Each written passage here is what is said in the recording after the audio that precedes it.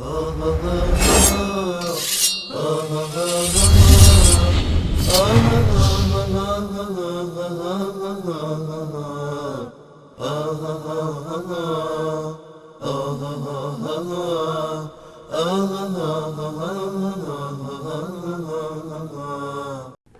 سلام علیکم، بفرمایید. سلام، خسته نباشید. سلامت باشید بیننده گرامی. خودتون رو معرفی بفرمایید، از کجا زنگ میزنید؟ آقای انصاری، با آقای انصاری میخواستم صحبت کنم. شما دارید با من صحبت میکنید، خودتون رو معرفی کنید برادر عزیز. من نویدم از اصفهان. آقا نوید از اصفهان، نصف جهان. بفرمایید آقا نوید. آقای انصاری، در مورد برنامه‌تون نظر من اینه، ببین فرق نمیکنه که من شیعه باشم یا سنی یا اهل چه مذهبی باشم. به نظر من و شما داریم تو آسیاب دشمن میریزیم. بله. ببین الان یه سری مثل کشورها اروپایی الان اومدن به سنگ اندازی میکنن به مسلمان ها، حالا فرق نمیکنه ما چه فرقه‌ای باشن. یه جور تضاد ایجاد کردن و به این وسیله دارن ثروت ها مسلمان ها مفت میبرن.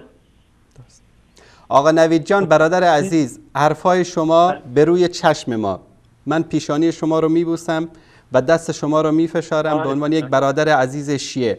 میگم که خدا لعنت بکنه کسانی را که در بین مسلمان ها اختلاف میندازن. ببینید برادر عزیز، یک لحظه برادر عزیز. 2 هفته بله. جناب آیت الله قزوینی در شبکه ولایت که زیر نظر آیت الله مکارم شیرازی، و شما میشناسید که مکارم شیرازی که میگم یعنی چی، در ایران مکارم شیرازی رو میشناسید، تاجر شکر، مرجع تقلید اعلی، استاد همه چه آخوندایی که در حوزه علمی قم هستند در این 2-3 دهه اخیر. آقای انصاری عزیزم، برادر بزرگوار، 2 هفته در برنامه خودش آقای قزوینی 2 هفته 2 پنجشنبه پشت سر هم برنامه گذاشته بود توهین و اهانت به ام المؤمنین عایشه صدیقه. شما رو به خدا در طول این مدتی که شما بیننده برنامه ما هستید یک نمونه از توهین‌های ما به مقدسات خودتون رو بگید، به ائمه مذهب شیعه رو بگید. همین الان آقای قزوینی میاد میخواد ثابت بکنه که علی مشاور ابوبکر و عمر نبوده. علی در نهج البلاغه میگه که من به اونا مشوره دادم، عمر اومد با من مشوره کرد، ابوبکر اومد با من مشوره کرد. آقای قزوینی میگه نه دروغه. کی گفته؟ شما رو به خدا برادر گرامی، حرف ما در راستای وحدت هست یا حرف آقای قزوینی؟ جواب من رو بدید. جواب من رو بدید. به من کاری به این حرفا ندارم. نه، پس ما رو متهم نکنید که ما آب با آسیاب دشمن میریزیم. آقا نوید بزرگوار، نه تکذیب میکنم نه تایید، حرف اونا رو نه تایید میکنم نه تکذیب، کاری به این حرفا ندارم. رسالت پیامبر چی بود؟ ببین علی بالاتر، ابوبکر بالاتر، عثمان بالاتر یا پیامبر؟ بین اینا کدوم بالاتره؟ بیشک محمد مصطفی تاج سر همه مسلمان ها هستن، از جمله ابوبکر و عمر. ببین رسالت پیامبر این بود که انسان رسالت واقعی خدا رو به انسان تلقین کنه که انسان از خواب جهالت بیدار کنه و یه جورایی چجوری بهتون بگم، نمیدونم مفهوممو میتونم برسونم یا نه، و میخواست انسان از جهالت بیدار کنه که به انسان بگه به انسان تو قرار چی به دنیا اومدی، هدفت چی بوده، تو هدفت اینه که تکامل پیدا کنی. درست.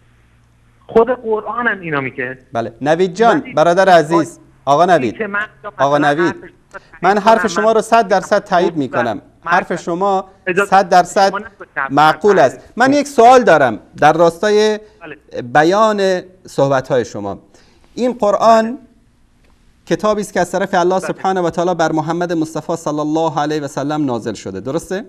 بله. همین قرآن رو کی به ما رسانده؟ این پیامبر رسونده، نسل به نسل گشته، زبان به زبان، نسل به نسل. بعد از پیامبر کی این قرآن رو از پیامبر تحویل گرفت؟ صحابه و اهل بیت. درست. درست. برادر عزیز، وقتی ما میخوایم محمد مصطفی صلی الله علیه و آله و سلم رو بشناسیم، باید صحابه محمد رو بشناسیم صلی الله علیه و سلم. چون اگر صحابه رو از زندگی پیامبر شما حذف بکنید، پاک بکنید، این قرآن و سنتی که از پیامبر به ما رسیده کی رسانده؟ از آسمان همینطوری افتاده تو خونه شما نوید جان، یا که دست به دست از صحابه، از پدر به پسر، نسل به نسل به ما رسیده؟ اگر این صحابه انسانهای بدی بودند، انسانهای کینه‌جو و انسانهای کافر و منافق بودند، شما چطور میتونید به قرآن محمد مصطفی صلی الله علیه و سلم اعتماد بکنید؟ اجازه بدین بفرمایید. من اطلاعات دینیم بالا نیست که بخوام مثلا با شما یه جورایی مصاحبه کنم یا چیز، ولی هدف من، نظر من از اینکه زنگ زدم به شما میخواستم بگم به جای اینکه بین همدیگه تفرقه افکنی کنیم، حالا فرق نمیکنه، شاید اگه یه آخوند شیعه هم جا شما نشسته بود من همینا به اون میگفتم، بیاین ما فکر کنیم، ریشه فکر کنیم که یه عده ما رو انداختن به جون هم. ما مسلمونیم، خدامون یکه، کتابمون یکه، پیامبرمون یکه، ما انسانیم. که این وقتا یه گروه مثل داعش به وجود نیاد، پیامبر اومد که زندگی به گور کردن دختران رو ریشه بکنه، ولی این چه فرقی میکنه با اون زمان؟